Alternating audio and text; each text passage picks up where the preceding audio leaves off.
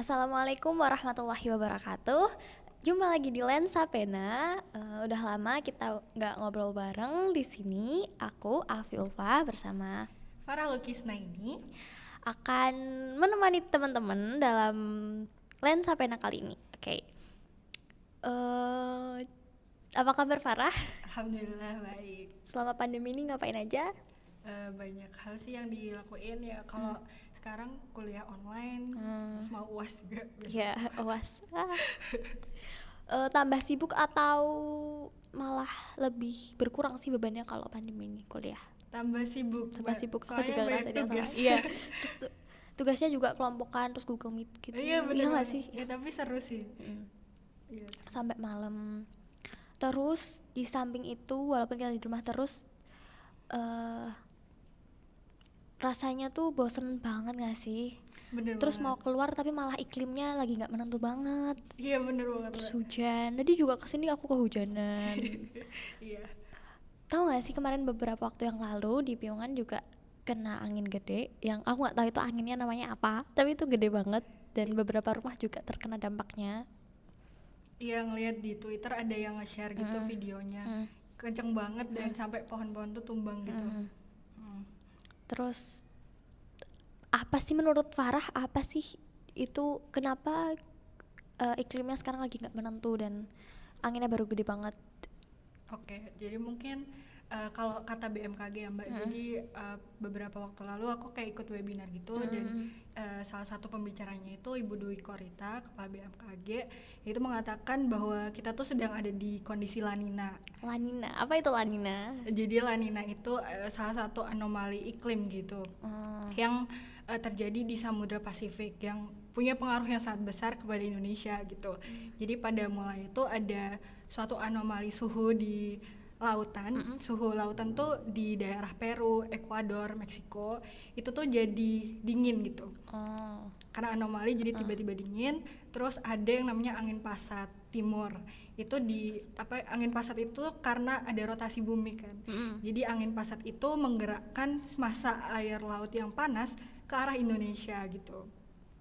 Nah, jadi di Indonesia tuh kayak air lautnya itu panas, jadi kayak kolam air panas gitu. Nah, gara-gara ada matahari dan lain sebagainya itu menumbuhkan awan yang sangat banyak gitu di Indonesia. Terus Jadi juga, penguapannya besar ya, gitu. penguapannya besar bener banget. Dan kalau misalnya ke daratan itu kan suhu di daratan tuh cenderung lebih tinggi gitu. Nah, pertumbuhan awannya itu jadi vertikal gitu Mbak, jadi nggak stabil dan terbentuklah awan cumulonimbus yang bisa menyebabkan hujan yang deras, terus angin yang kenceng banget kayak gitu Mbak gitu. Dan sebenarnya itu tuh ada kaitannya sama perubahan iklim. Jadi sebenarnya perubahan iklim tuh bukan menyebabkan La Nina, cuma mempengaruhi gitu. Mempengaruhi La Nina. Jadi Iya, La Nina itu kan anomali. Kenapa dia bisa anomali? Kalau ya karena anomali ya karena ada ketiba-tibaan yang nggak yang nggak ini sih ya anomali gitu. Jadi emang di alam ini wajar gitu ada anomali suhu gitu. Iya benar. Jadi sebenarnya La Nina, El Nino dan fase normal atau biasanya tuh ENSO ketiganya itu tuh emang normal terjadi gitu. Nah, tapi gara-gara perubahan iklim frekuensinya tuh jadi lebih sering. Nah, bener banget. Yang tadinya tuh katanya BMKG tuh 5 sampai 7 tahun dan jadi sekarang tuh kayak 2 sampai 5 tahun gitu frekuensinya. Jadi makin sering. Oke, kenapa makin sering? Kenapa tadi itu mempengaruhi perubahan iklim? Nah, berarti Oke. intinya adalah di perubahan iklim. Benar. Kenapa kita bisa sekarang ini sedang ada di fase perubahan iklim? Apa yang mempengaruhi? Yang mempengaruhi itu jelas adalah aktivitas manusia karena aktivitas manusia tuh banyak menghasilkan karbon dioksida atau ya gas-gas rumah kaca yang lain juga gitu. Dari revolusi industri sih sebenarnya kayak peningkatan karbon dioksidanya itu atau ya gas-gas rumah kaca yang lain juga. Kalau dari data yang pernah aku baca tuh sampai sekarang gitu dari revolusi industri tahun 1800-an itu udah meningkat 1,1 derajat gitu. Apanya? Suhu 1, rata-rata suhu buminya per tahun. Enggak, jadi dari 1800-an sampai Cuma 1,1 derajat. Mm-mm, Tapi cuma. tapi itu tinggi. Iya, Oke. tapi itu mempengaruhi keseimbangan ekologi di bumi gitu. Nah, ya sekarang masih ya belum terlalu terlihat gitu, tapi sebenarnya udah terlihat gitu. Maksudnya gimana? Kalau di Jogja sendiri masih belum terlihat ya. Paling La Nina, terus juga suhu yang meningkat di perkotaan. Tapi kalau di dunia itu udah sangat ini Mbak, udah terlihat gitu dampaknya. Gitu, ya. Contohnya apa yang kayak terlihat banget di Kalau di aku pernah kan kemarin juga ikut climate reality training gitu. Nah, itu di situ kayak ditampilin gitu di Syria itu tuh banyak orang yang bermigrasi gara-gara tanah pertaniannya udah nggak bisa buat pertanian karena desertifikasi, mengering gitu. Terus mereka banyak bermigrasi ke daerah urban, jadi kotanya jadi makin padat gitu. Tapi sebenarnya juga kan aku ada mata kuliah politik perkotaan nih. Dan di situ ada mata kuliah politik perkotaan, ada juga mata kuliah politik agraria, dan itu juga membahas soal ya ini ternyata dampaknya tuh sudah dirasakan sebenarnya. Cuma oleh petani-petani, apalagi aku kemarin nonton film dokumenter gitu soal petani di Dieng. Itu tuh tahunnya 2011 loh, kayak 9 tahun yang lalu. 2011-2012, dan mereka tuh ngerasa petaninya hasil panen mereka tuh jadi dikit, terus hujannya jadi lebih sering. Padahal terus petani-petani di Indonesia tuh sekarang jadi kan mereka biasanya berdasarkan pada kayak mereka tuh nggak lihat, mereka tuh ada kalender sendiri untuk ini ada musim ini apalagi di Jawa. Tapi mereka sekarang udah nggak bisa bergantung sama itu gitu. Mereka nggak tahu lagi mau nanam itu kapan karena musimnya nggak jelas, nggak bisa nentuin musim. Iya bener banget Mbak. Perubahan iklim juga merubah pola hujan musiman, terus menggeser musim kayak gitu. Nah juga di Piungan tuh sebenarnya kelihatan banget sih di depan rumahku, karena rumahku deket sawah ya. Aku ngeliat jagung-jagungnya tuh gagal panen gitu, karena mungkin tiba-tiba ada hujan deras gitu yang tadinya kering gitu. Petaninya tadi yang nggak bisa ngikutin kalender yang mereka bikin sebelum-sebelumnya. Jadi hasil panen berkurang dan mereka semakin mempengaruhi. Dan mereka tuh mereka kan nggak tahu ya kenapa itu terjadi, karena mereka cuma bener. Kayak, dan mereka tuh nggak kan tadi aktivitas manusia yang mempengaruhi perubahan iklim. Tapi padahal tapi mereka nggak berkontribusi langsung menyebabkan itu gitu loh. Petani-petani di Dieng tadi contohnya. Terus petani-petani ya semua petani, mereka nggak tahu apa-apa soal perubahan iklim itu. Mereka cuma, bahkan mereka tuh udah melakukan yang baik untuk bumi, kayak mereka nggak ngelakuin hal yang mempengaruhi perubahan iklim tadi. Dan orang-orang di perkotaan yang pabrik-pabrik gede, perusahaan-perusahaan besar yang mempengaruhi perubahan iklim tersebut nggak peduli gitu soal mereka, dan kemiskinan jadi bertambah dan meningkat. Bener-bener ya, itu sebenarnya salah satu apa ya dampak dari perubahan iklim, adanya climate injustice gitu. Ada ketidakadilan di situ. Orang-orang yang mengeluarkan emisi lebih rendah malah memiliki dampak yang lebih tinggi. Iya, karena mereka menggantungkan hidupnya, pekerjaannya pada cuaca yang mana yang berpengaruh gitu, yang dipengaruhi dari perubahan iklim itu sendiri gitu.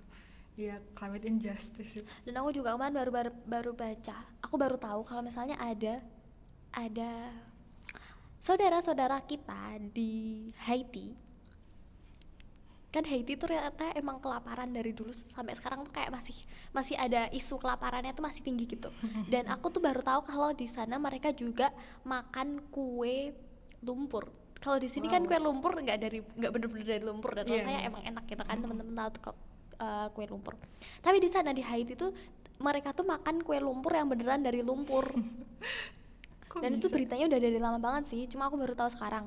Dan ternyata Haiti juga sekarang masih kelaparan. Kemarin aku lihat kayak sekarang tuh ada di ranking gitu kan. Aku lihat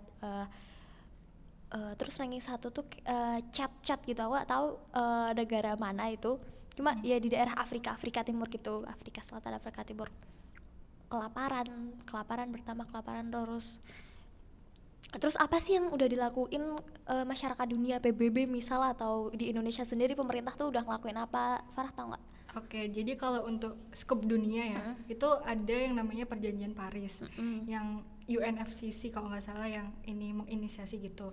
Nah, setiap negara itu kayak yang mau gitu untuk ikut menyelesaikan permasalahan perubahan iklim ini kayak semacam memberikan komitmen gitu lewat namanya Nationally Determined Contribution NDC gitu. Nah, Indonesia tuh ikut berkontribusi dalam perjanjian Paris itu. Dalam NDC-nya Indonesia tuh kayak pengen mengurangi emisi karbon dioksida itu kalau nggak salah 29%, kalau misalnya nggak dibantu sama negara yang lebih maju, dan atau 41% kalau misalnya dibantu sama negara maju kayak gitu. By sampai 2030. Wow. Terus progresnya apakah Indonesia melakukan progres? Gimana ya? jujur aja nih. Waduh, sebenarnya tuh aku ya kayaknya sih berprogres, cuma mungkin belum ambisius gitu loh. Terus juga sebenarnya dengan NDC yang udah dikumpulin sama Indonesia ke tadi perjanjian Paris tuh sebenarnya masih kurang gitu untuk menurunkan suhu bumi, jangan sampai suhu bumi tuh naik lebih dari 2 derajat gitu. Sebenarnya dengan NDC-nya Indonesia dan negara-negara lain pun lewat perjanjian Paris tuh belum bisa gitu. Kalau menekan laju rata-rata suhunya tuh di bawah 2 derajat tuh masih belum bisa sebenarnya. Jadi perlu lebih ambisius lagi. Terus aku kemarin juga kayak ikut semacam webinar gitu yang kayak ada government dari kota-kota gitu. Nah, di Glasgow terus di Rotterdam kalau nggak salah, itu tuh mereka udah udah membangun misalnya infrastruktur atau kotanya itu bisa net zero emission gitu, bisa kayak ngeluarin emisi tapi juga menyerap kembali gitu, kayak udah hampir bisa jalan gitu kayak gitunya. Tapi Indonesia tuh belum terlihat untuk lebih ambisius untuk ke situ gitu, mengurangi emisinya. Dan juga bisa net zero itu masih belum. Jadi sebenarnya perjanjian Paris itu punya tujuan di tahun 2050 itu dunia tuh net zero emission, jadi mengeluarkan emisi tapi juga diserap juga gitu, dan di 2030 tuh setengahnya, jadi 50%-nya gitu. Caranya gimana itu? Caranya net zero emission itu? Caranya dengan nggak deforestasi ya. Tentunya kalau di Indonesia tuh ada isu deforestasi. Nah, itu jangan sampai ada deforestasi lagi gitu. Malahan reforestasi gitu kan. Karena ya yang bisa nyerap emisi itu kan pohon. Nah, itu jadi lebih banyak menanam pohon dan juga menggunakan renewable energy. Karena di Indonesia sendiri itu masih pakai batu bara kan, dan batu bara itu mengeluarkan karbon dioksida yang luar biasa besar kayak gitu. Kalau misalnya dikaitin dan disesuaikan dengan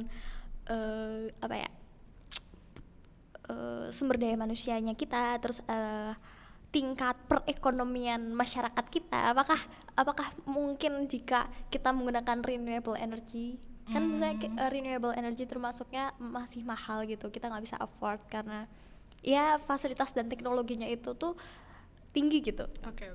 Jadi sebenarnya Mbak, kalau ini aku tuh emang suka banget ikut webinar ya. Jadi informasiku dari webinar. Jadi kemarin aku ikut webinar juga kelas iklim, itu membahas renewable energy. Nah, ternyata terutama ya solar.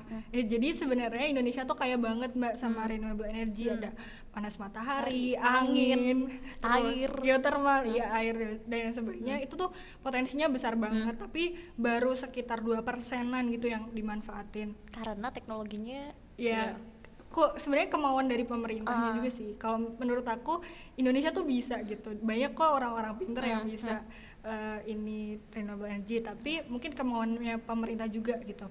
Karena sebenarnya renewable energy itu semakin murah gitu sekarang ini, terutama di Asia kayak gitu tuh harganya malah semakin murah sekarang. Berarti teknologinya sebenarnya bisa di afford udah nggak setinggi itu lagi. Yeah.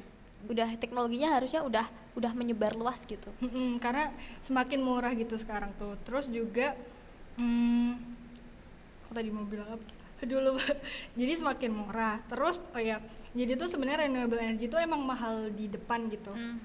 Tapi nanti pada dampaknya dan juga ini loh pemeliharaannya tuh nanti bakal lebih murah gitu. Dan juga kalau misalnya batu bara, eksternal cost-nya, biaya eksternalitasnya tuh lebih tinggi sebenarnya. Apalagi untuk memperbaiki tambangnya. Dan juga polusi udara yang dirasakan sama masyarakatnya. Itu tuh kalau dihitung-hitung bakal lebih mahal batu bara gitu. Iya.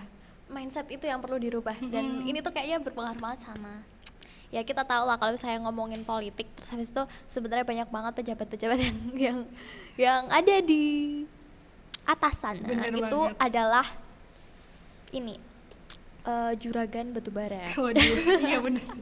Oh iya, mau nambahin juga kalau sebenarnya tuh subsidi batu bara tuh masih lebih tinggi gitu. Maksudnya subsidi ke energi terbarukan tuh masih rendah banget gitu kalau dibanding batu bara. Jadi kenapa kok energi terbarukan tuh masih belum berkembang ya, karena subsidinya masih rendah banget gitu. Karena pemerintah emang nggak memilih untuk itu, karena pemerintah emang lebih menekankan ke penggunaan batu bara. Iya, dan juga itu kebijakannya tuh masih menyulitkan untuk pengembangan energi terbarukan itu.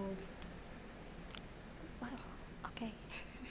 Oh ya, tadi tuh kayak yang La Nina sama perubahan iklim, kenapa bisa frekuensinya tuh sering itu tuh sebenarnya karena kan tadi karbon dioksida meningkatkan suhu rata-rata bumi, dan sebenarnya panas itu banyak tersimpan di lautan. Nah, tadi kan yang menyebabkan La Nina tuh kan adanya anomali suhu di lautan gitu. Nah, karena ada peningkatan suhu di lautan juga, itu tuh mengacaukan sirkulasi laut gitu ya. Itu bisa meningkatkan frekuensinya La Nina kayak gitu. Terus habis itu berpengaruh sama ini nggak, nelayan, Ya, hasil bener tangkapan banget. ikan-ikan berpengaruh? Iya, berpengaruh karena sebenarnya juga kan peningkatan suhu juga banyak di lautan gitu. Maksudnya panas banyak tersimpan di lautan. Nah, di lautan sendiri kalau suhunya tinggi, meningkat gitu, dikit aja, itu bisa mempengaruhi kehidupan biota-biota laut karena mereka sangat sensitif gitu terhadap panas. Bahkan ada penyu yang nggak mau kawin gara-gara suhunya meningkat kayak gitu. Jadi wow, sangat rumit kalau misalnya ini hanya beberapa aktor doang yang berusaha untuk menyelesaikannya. Harus semuanya, harus Bener semua aktor dalam negara, harus semua aktor dalam dunia bahkan. Iya, bener banget. Ini udah cross boundary banget. Nggak cuma satu negara, tapi semua negara harus bersama-sama menyelesaikan permasalahan ini. Wow. Dan sebenarnya kan banyak orang yang kayak campaigning gitu, kita harus ini, kita harus itu, tapi sebenarnya yang bisa menggerakkan masyarakat secara masif ya pemerintah lewat kebijakan Sangat penting. Kalau misalnya cuma iya sih, kalau misalnya cuma individual doang ya, tapi at least tapi jangan meremehkan individu, kita juga harus bergerak, tapi pemerintah dan kebijakannya ini sangat diperlukan. Iya, itu yang kunci banget gitu. Kita mungkin karena pemerintah yang belum sadar, ya kita sadarin diri dulu aja, ngelakuin perubahan-perubahan kecil sambil menyuarakan gitu biar pemerintahnya dengar dan merubah sistem. Oke, berarti apa nih yang harusnya anak-anak IPM juga teman-teman di rumah lakuin? Oke, mungkin yang pertama itu bisa dari sampah.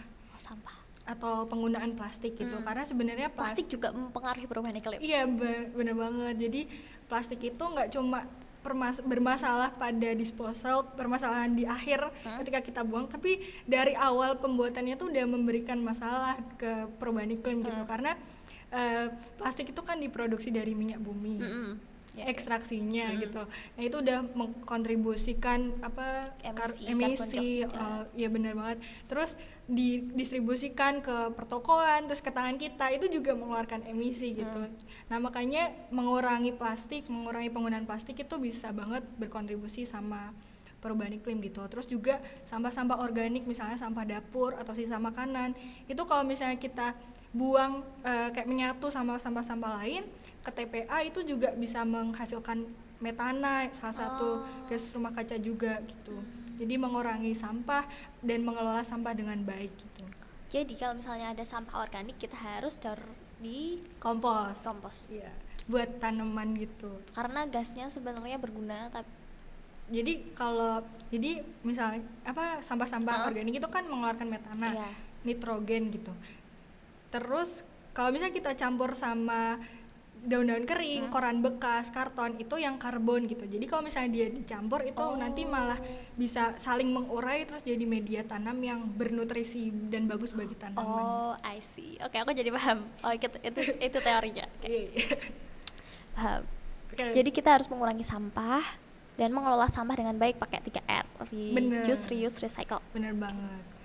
Terus apa lagi? Udah itu doang. Banyak sebenarnya yang bisa dilakuin, kayak hemat energi. Oh iya, aku suka kayak nggak matiin, misal kayak ngecas HP nih, terus habis itu langsung aku cabut aja gitu chargernya, terus tanpa aku matiin sumber listriknya gitu. Wah, itu bahaya banget. Plus juga memberikan kontribusi emisi juga, Mbak. Jadi kemarin aku juga ikut webinar tuh. Jadi kalau kayak gitu tuh masih mengkonsumsi 10% energi, Mbak. Ternyata. Jadi dia masih aliran listriknya masih jalan. Nah, kalau dibayangin aja kalau misal 1 juta orang melakukan hal yang sama, itu kan energinya besar banget. Dan kalau misalnya 100 juta orang yang sama juga mencabut gitu, itu kan bisa menghemat 10% energi. Jadi nanti gede juga yang dihemat. Menghemat energi, mengolah sampah dengan baik, mengurangi penggunaan sampah. Terus apa lagi? Terus kalau misalnya tadi masih hemat energi juga, kalau misalnya nggak penting ya nggak usah pergi-pergi. Selain menghindari corona juga hemat energi juga kan, bensin kayak gitu. Terus kalau misalnya dekat ya pakai sepeda atau jalan kaki gitu. Oke. Terus kan ini baru tren kayak sustainable fashion, sustainable kayak pakai sedotan, ramah lingkungan. Menurut Farah itu efektif nggak sih? Sebenarnya kalau misalnya gini, kalau misalnya diproduksi terus kita butuh banget buat beli, itu nggak apa-apa sih, dan itu bagus. Tapi kalau misalnya kita nggak butuh gitu, ya nggak usah beli. Dengan nggak usah beli itu sama aja kita mengurangi emisi juga gitu. Ya soalnya kan banyak orang-orang di luar sana kayak pengen ngikutin tren, terus kayak pengen merasa aku harus hidup sustainable, aku harus menerapkan tren sustainable, jadi aku harus mengganti semua barang-barang menjadi sustainable, padahal tuh masih punya kayak bajunya. Nah itu malah yang nggak bagus kayak gitu, Mbak. Malah berlebihan. Malah mengeluarkan emisi juga dari yang diproduksi dari sustainable. Pastinya kan ada sedikit lah paling emisi juga gitu. Jadi konsep minimalism sangat dibutuhkan. Yeah. Kayak kalau misalnya mau beli satu harus keluarin satu, dan keluarinnya harus kayak bener-bener ya ke orang yang dibutuhkan atau dijual gitu. Iya, bener banget. Dan konsep itu sebenarnya juga udah diterapkan oleh Nabi Muhammad SAW. Iya bener banget. Iya, minimalis. Dan kalau ada hadis yang bilang kalau misalnya ini, tahu nggak sih, ternyata nanam pohon itu kayak berkahnya banyak banget. Aku kayak pernah denger hadis kayak misalnya nanam satu pohon tuh kayak pahalanya gede banget gitu, cuma nanam satu pohon. Dan terus misalnya pohon itu menghasilkan manfaat bagi burung, kayak kita itu juga jadi kayak amal jariah kita gitu sampai besok. Jadi cuma nanam pohon aja kita udah punya amal jariah. Wah, keren banget. Jadi teman-teman harus menerapkan budaya cinta lingkungan, sadar, aware gitu. Pokoknya intinya sih kita pengennya di sini nggak muluk-muluk, atau teman-teman nggak harus melakukan semua saran yang kita berikan. Cuma kita pengen teman-teman sadar gitu kalau misalnya lingkungan kita tuh butuh kita sayangi gitu, butuh kepedulian kita. Kalau kita tuh hidup tuh nggak cuma sekedar hidup gitu kan. Kalau misalnya mikirin apa yang kita lakuin itu sangat berpengaruh. Iya, sangat berpengaruh ke lingkungan sekitar. Nanti berpengaruh ke alam, alam berpengaruh ke saudara-saudara kita yang lain yang nggak bisa afford air, nggak bisa ini panen karena perubahan iklim dan lain-lain. Ya mau nambahin yang fashion tadi, Mbak. Jadi tuh produksi fashion tuh menghasilkan gasnya lebih gede kan daripada penerbangan sama pelayaran katanya. Iya bener banget, dan juga airnya yang dibutuhkan banyak gitu. Jadi mengurangi fashion, membeli fashion tuh berkontribusi banget sih buat perubahan iklim gitu, untuk menanggulangi perubahan iklim. Nah kalau di politik perkotaan aku juga kemarin ada tentang bahas isu air kan, waktu mata kuliah politik perkotaan. Bahas isu air tuh bilangnya gini, air tuh kita tuh kurang menghargai air gitu. Kita tuh nggak pernah menghargai air. Kalau misalnya kita beli baju, airnya tuh nggak kehitung. Kalau kita beli makanan, fast food gitu, dia tuh juga menghasilkan air yang banyak gitu. Misalnya berhamburger untuk membuat suatu patty, itu tuh kayak menghasilkan air yang banyak, tapi air tuh nggak pernah dihargain. Nah tapi di sini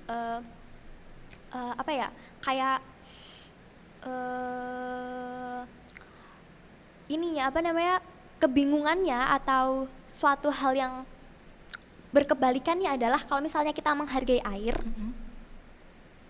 nanti orang-orang yang kurang mampu nggak bisa afford air, padahal air itu adalah hak setiap manusia gitu kan. Kalau kan beda sama misal apa ya, beda sama hal yang lain kayak baju yang sustainable, itu kan bukan hak setiap orang untuk, bukan menjadi hak setiap orang. Tapi kalau misalnya air itu kan jadi hak setiap manusia. Jadi kalau misalnya kita kebijakan pemerintah menghargai air, itu kayak mengurangi hak sebagian orang untuk mengakses itu gitu. Nah jadi intinya adalah ya udah, harapannya mengurangi air doang, kayak setiap orang harus sadar untuk mengurangi penggunaan air. Bener-bener. Tapi sebenarnya selain setiap orang harus mengurangi penggunaan air, juga pemerintah harusnya membuat kebijakan untuk airnya itu dikurangi gitu. Iya, dan juga pengelolaan airnya lebih baik lagi gitu. Betul banget. Berarti intinya advokasi ke pemerintah itu kita harus selalu mengadvokasi pemerintah. Kita jangan membiarkan pemerintah tuh kayak kita nggak peduli terus pemerintah biar terserah dia mau ngelakuin apa. Tapi kita harus nunjukin kalau kita peduli lewat ikut campaign, ikut webinar untuk menambah pengetahuan kayak Mbak Farah. Oke, ada kata-kata terakhir gak untuk teman-teman? Oh ya, teman-teman, mungkin ada beberapa orang yang mungkin udah sadar atau udah tahu gitu ada perubahan iklim, tapi takut gitu buat menyuarakan di sosial media atau di sekitar gitu, karena merasa kayak kontribusinya masih kecil gitu. Menurutku nggak apa-apa gitu, aku aja kontribusinya kecil, tapi aku kayak berusaha untuk menyuarakan lah di sosial media gitu, agar banyak orang yang aware juga, karena kita lah sebagai masyarakat yang harusnya mengingatkan para pemangku kebijakan buat lebih agresif dan lebih ambisius lagi untuk menanggulangi perubahan iklim ini gitu. Apalagi kan kita emang tugasnya berdakwah gitu kan, sampaikanlah walaupun satu ayat. Jadi kayak sekecil apapun kontribusi kita sebenarnya dihitung, jadi jangan merasa insecure untuk ngelakuin masa cuma segini sih, mending nggak usah ngelakuin. Nah itu sebenarnya suatu ajakan tidak baik. Jadi kita harus mengikuti langkah-langkah malaikat, bukan setan. setiap hal kecil yang kita lakuin tuh pasti ada pahalanya, pasti ada suatu efeknya, jadi jangan khawatir. Iya, karena semua hal besar tuh bermula dari hal kecil. Oke, terima kasih Farah telah berbagi banyak hal, ilmu pengetahuan buat teman-teman mengenai sebenarnya kejadian angin kemarin di Piungan. Mungkin teman-teman di rumah juga kan kepo, kenapa sih iklimnya sekarang kayak gini, kenapa di Piungan ada angin gede juga. Nah ternyata jawabannya karena perubahan iklim tadi. Nah teman-teman dapat melakukan saran-saran dari Mbak Farah, dari aku.